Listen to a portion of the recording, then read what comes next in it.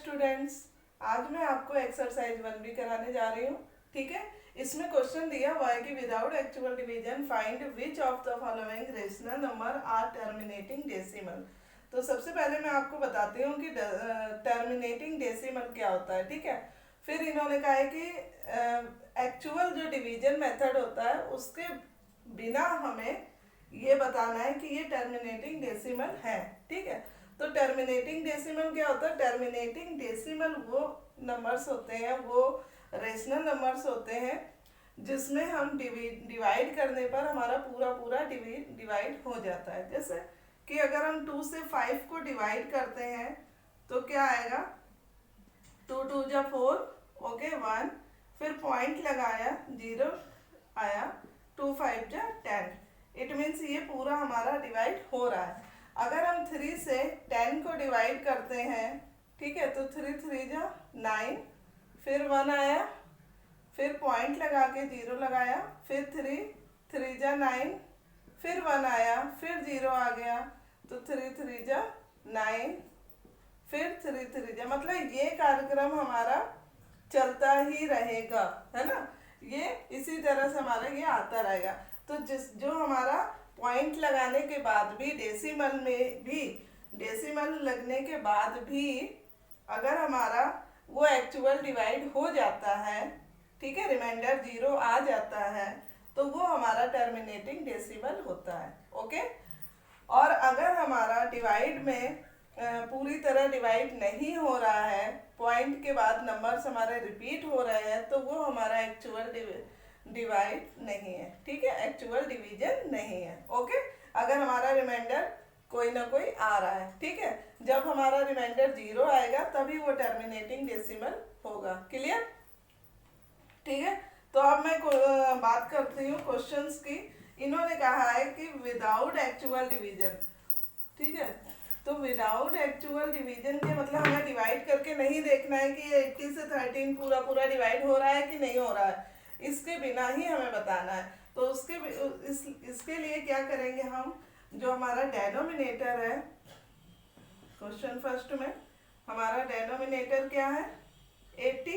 ठीक है, तो जो डेनोमिनेटर है उसके हम प्राइम फैक्टर करेंगे। ठीक है, तो 80 के प्राइम फैक्टर्स क्या आएंगे? प्राइम फैक्टर निकालते हैं हम, प्राइम फैक्टर्स ऑफ 80। ठीक है, 80 के प्राइम फैक्टर्स हमारे क्या आएंगे? ये 8 इंटू 10 हो रहा है ना, तो 2 मल्टीप्लाई 2 2 और फिर 2 और 5। ओके, ये हमारा इसका 80 का प्राइम फैक्टर्स आएगा। ठीक है, तो इसमें हमारे जो फैक्टर्स आ रहे हैं वो क्या आ रहे हैं? 2 और 5 आ रहे हैं। जब हमारे डेनोमिनेटर के फैक्टर्स केवल 2 या फिर 5 या दोनों हो, ठीक है, तब हमारा वो डेसिमल, वो रेशनल नंबर जो है वो टर्मिनेटिंग डेसिमल होगा। ठीक है, क्यों? क्योंकि अगर हमारा 2 और 5 आ रहा है नीचे डेनोमिनेटर में, तो इसका मतलब है कि वो पूरा पूरा डिवाइड हो जाएगा, लेकिन और कोई भी नंबर नहीं आना चाहिए।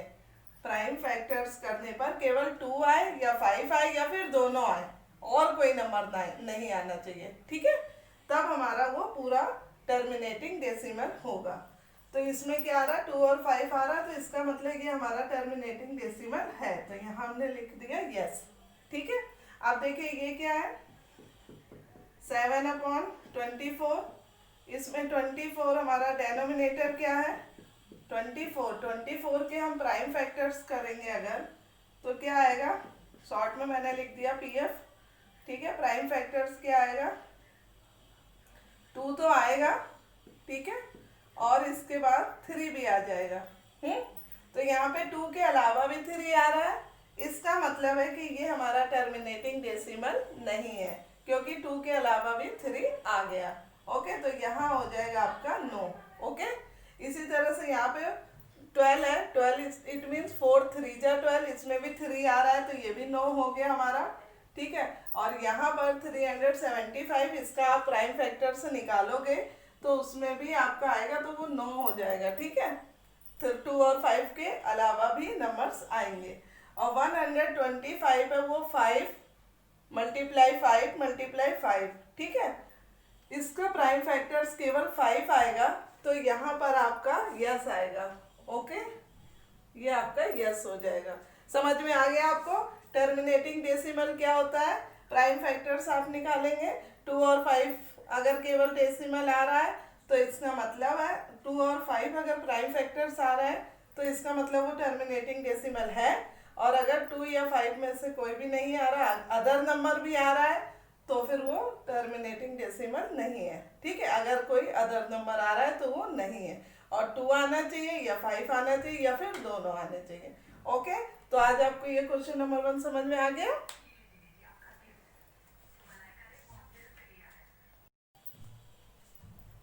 ओके, तो मैं क्वेश्चन नंबर 2 की बात करती हूँ। Write each of the following in decimal form and say what kind of decimal expression each has. ठीक है, इसमें हमें क्या लिखना है कि जो ये इन्होंने जो नीचे क्वेश्चंस दिए हुए हैं इन्हें डेसिमल फॉर्म में लिखना है डिवाइड करके। ठीक है, और ये भी बताना है कि ये क्या है इनके, कि ये टर्मिनेटिंग है या फिर नॉन टर्मिनेटिंग है, ये किस टाइप का डेसिमल है। ओके, तो इसके लिए आपको क्या करना पड़ेगा? डिवाइड करना पड़ेगा। ठीक है, आई थिंक डिवाइड आप सभी को आते होंगे।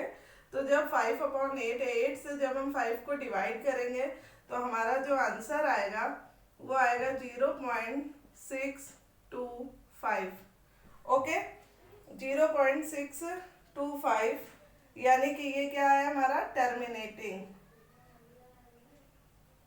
ओके, ये हमारा टर्मिनेटिंग डेसिमल हो गया। ओके, फिर इसी तरह 7/25 है, जब हम इसे डिवाइड करेंगे तो ये आएगा आपका 0.28। ओके, तो ये भी आपका टर्मिनेटिंग हो जाएगा। तो आपको इसी तरह से आपको ये सारे क्वेश्चंस करने हैं। आपको पहले डिवाइड करना है, डिवाइड करके आप डेसिमल फॉर्म में इसका आंसर निकालेंगे और फिर बताएंगे कि अगर पूरा डिवाइड हो रहा है तो ये टर्मिनेटिंग है, रिमाइंडर अगर 0 आ रहा है, और अगर रिमाइंडर 0 नहीं आ रहा है और क्वेश्चन आपका बार बार रिपीट हो रहा है तो इसका मतलब है कि आपका वो नॉन टर्मिनेटिंग है। जैसे 3/11 है, जब आप 11 से 3 को डिवाइड करोगे तो क्या आएगा 0.33। ओके, ओके, सॉरी, 33 नहीं आएगा यहाँ पे, 0.27। ठीक है, और फिर से आपका 27 आएगा। ये आपका इस तरह से रिपीट होता जाएगा। ठीक है, तो ये आपका नॉन टर्मिनेट, इसको आप इसके ऊपर में, क्योंकि ये नंबर्स आपके रिपीट हो रहे हैं, लुक हियर, ये 27 इस तरह से बार बार आएगा, तो ये रिपीट होगा। इसलिए मैं क्या करती हूँ, जो भी नंबर से रिपीट होते हैं तो उसके ऊपर क्या करते हैं, बार लगा देते हैं। तो मैं 27 के ऊपर ऐसे बार लगा देती हूँ, क्योंकि ये रिपीट हो रहा है। इसका मतलब है कि 27 बार बार आ रहा है, आपका रिमाइंडर 0 नहीं है। तो ये क्या हो गया, नॉन टर्मिनेटिंग हो गया। ओके, ये नॉन टर्मिनेटिंग डेसिमल हो गया। क्लियर? अब इस तरह से आप इन सभी को डिवाइड करोगे।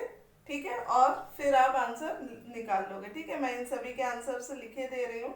ओके, तो ये है 5/13, ये भी आपका नॉन टर्मिनेटिंग आएगा। इसका आंसर आएगा 0.384615। ओके, और ये इसके बाद फिर आपका 384615 आएगा, इसलिए ये भी आपका नॉन टर्मिनेटिंग है।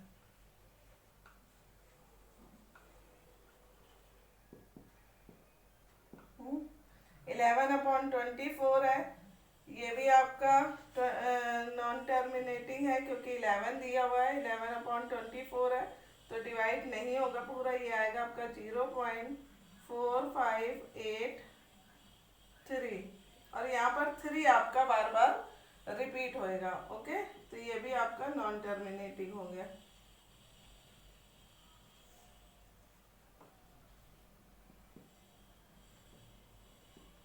ठीक है, 261/400। ठीक है, क्वेश्चन नंबर 6, इसमें आपका ये पूरा डिवाइड हो जाएगा, क्योंकि ये 400 है, तो इसका डेनोमिनेटर से ही हमें समझ में आ रहा है कि 2 और 5 आएगा। इसका प्राइम फैक्टर्स, इसलिए ये पूरा डिवाइड हो जाएगा और आंसर आएगा इसका 0.6525। ठीक है, तो ये हो गया आपका टर्मिनेटिंग, इसमें रिमाइंडर 0 आ जाएगा।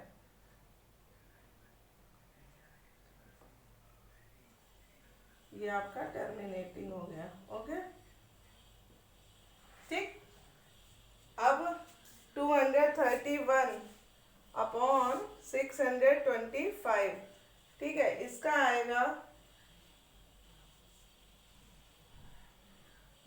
0.3696। ओके, ये भी आपका टर्मिनेटिंग है। ओके, ये लिख लीजिएगा आप। और ये इसे पहले आप प्रॉपर वे में लिखेंगे, 12 5 जा 24 और 5 29 अपॉन 12। इसमें ये भी आपका नॉन टर्मिनेटिंग आएगा, क्योंकि ये पूरा डिवाइड नहीं होगा। ये आएगा आपका 2.416। ठीक है, और यहाँ पर आपका 6 जो है ये बार बार रिपीट होगा। ओके, तो ये हो गया आपका नॉन टर्मिनेटिंग। क्लियर? आ गया आपको समझ में? टर्मिनेटिंग और नॉन टर्मिनेटिंग इस तरह से आपको ये करने हैं। ओके।